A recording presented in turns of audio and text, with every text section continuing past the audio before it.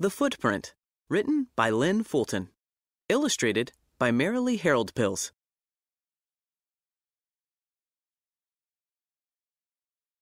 A dull day. It was Saturday morning, and Angie and Jared were already bored. Their mother had gone to work. Their father was busy cleaning the house, and their older sister, Sarah, was getting ready for a diving trip to Mexico. "Where's my snorkel?" Sarah shouted. "Where's my mask?" Jared shrugged, and Angie sighed. "Sarah gets all the fun," Jared said. "We never get to go anywhere." Then their little brother, Benjamin, came stomping in from the kitchen, trailing his blanket behind him. "Yarr!" he yelled. "I'm a monster! Act scared!" But Angie and Jared were tired of acting scared for Benjamin. He was always playing monster. "Come on, Jared," said Angie. "Let's get out of here before Dad makes us babysit." The Footprint. They decided to go exploring by the creek that ran behind their apartment building. As they walked along the bank, Jared saw a strange imprint in the mud. "Hey, Angie, look at this." They both stared at the print, shaped somewhat like a narrow fan. "Something with webbed toes made this," Angie said. "That must mean it lives in the water." "It's way too big to be a duck," said Jared. "And look, here's a mark that looks like its tail is dragging in the mud." "Maybe it's a completely new kind of animal," Angie said. "Or maybe it's a fossil, a dinosaur print," Jared exclaimed. Jared picked up a stick and poked at the dried mud. The stick broke. "See, this mud is hard. It's petrified." Angie looked doubtful. "It's just dry because it hasn't rained for weeks." "You think some living creature made this?" Jared asked. "That's pretty scary. Suppose it comes after us." "Well," said Angie, "we'd better investigate."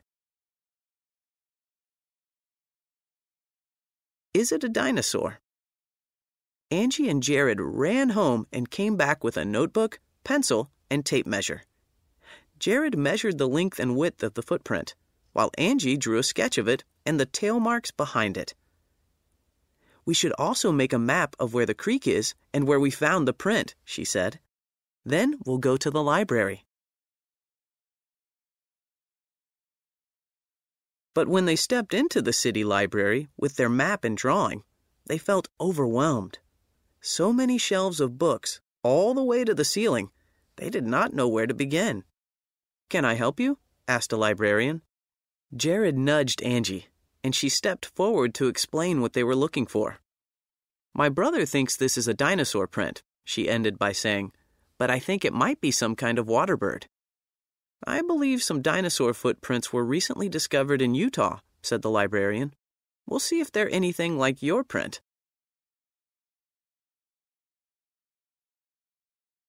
The librarian led them to a computer and typed in a website address. "Here's the site," she said. "See if this helps. Then come to me if you have any more questions." Jared and Angie crowded up to the computer screen. They read about dinosaur prints that were found when a top layer of earth was turned over. "But our print was right there on the surface," said Jared. "That means it can't be a fossil after all. Maybe it's a bird, like you thought." "Maybe," Angie agreed. Is it a bird? They went back to the librarian. "Where can we find out about birds?" Angie asked. The librarian pointed to an old man sitting at a table surrounded by books. "You're in luck," she whispered. "That's Professor Featherwhite. He's an expert on water birds.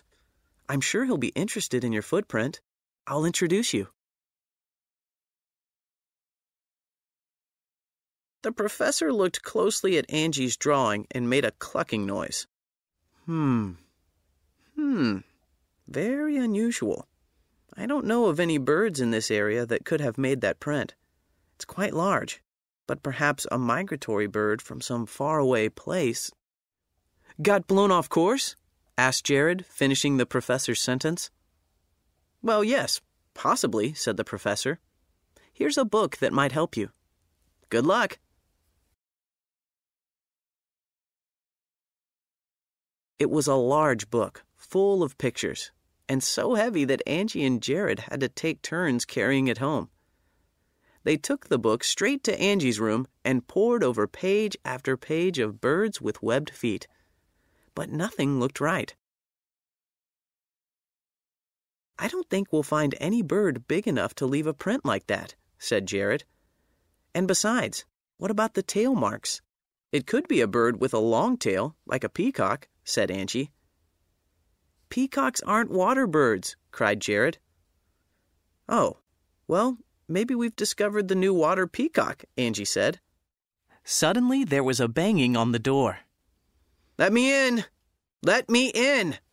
It was Benjamin. Jared solves the mystery.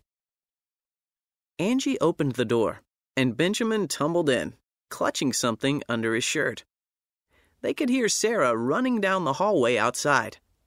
Come back here, she yelled. Give me my fin! Benjamin, Angie said sternly, are you stealing Sarah's swim fins again? Jared closed the door. Angie, that's it. What? Sarah's fin made our footprint. Give it to me, Ben. Oh, no, of course, Angie said, slapping her forehead, while Benjamin pulled the fin out from under his shirt. Ben, were you down by the creek a while ago? Jared asked. No, Ben said innocently. Well, a long time ago. Meanwhile, Angie measured the fin and compared it to their drawing and notes. You're right, Jared. It's an almost perfect fit. Then she noticed the blanket tucked into Benjamin's shorts. The tail marks must have been his blanket. Benjamin grinned up at them. You mean you found my monster print? Angie and Jared looked at each other and laughed. First we thought it was a dinosaur, said Jared. Then we thought it was a bird, said Angie. But now we know it was the scariest monster in the whole world. And she gave Benjamin a hug.